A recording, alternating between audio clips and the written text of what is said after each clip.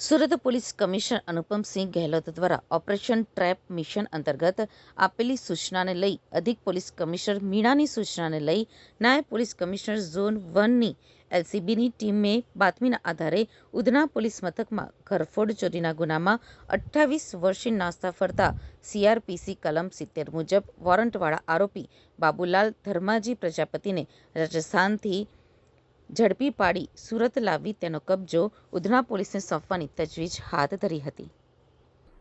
मेहरबान police commissioner सूरत शहर के मार्गदर्शन में ऑपरेशन ट्रैप के अंतर्गत सूरत शहर के जोन 1 एलसीबी ने एक बड़ी सफलता हासिल की है, जिसमें 28 साल के नाश्ता फरता जो कि घरफोड़ चोरी का आरोपी है और 28 साल से पुलिस उसको लगातार ढूंढ रही है।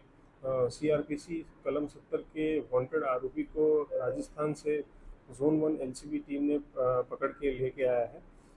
जो गुना रजिस्ट्रेशन नंबर 109/1998 दाखिल हुआ था उधना पोस्टे में 1998 साल में, और इसमें जो वांटेड आरोपी है उसका नाम बाबूलाल धर्माजी प्रजापति है। कुल जो घरफोड़ चोरी उस समय हुई थी 1998 में वो 3,24,900 रुपये की थी। इस कामगिरी को पूरी जोन 1 एलसीबी ने कंटिन्यूस टेक्निकल और ह्यूमन सर्वेलेंस के हिसाब से किया है।